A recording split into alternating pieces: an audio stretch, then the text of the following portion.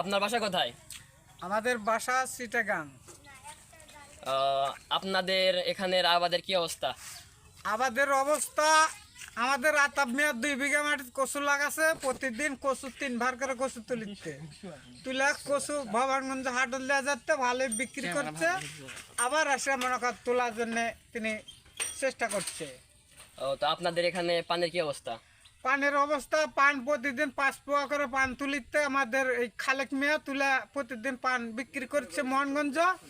এর দেখা দেখি আবার আমাদের খাজা মিয়া আবার পানের চাষ করছে বাড়ির আশেপাশে। আপনাদের এখানে ধানের কি অবস্থা? ধান কেমন হচ্ছে? ধানের অবস্থা, ধান খানিক মনে কর তলায় গেছে, খানিক মনে কর ধান মাজারে ধরানো হয়ে আছে, আর খানিক ফুলিচ্ছে।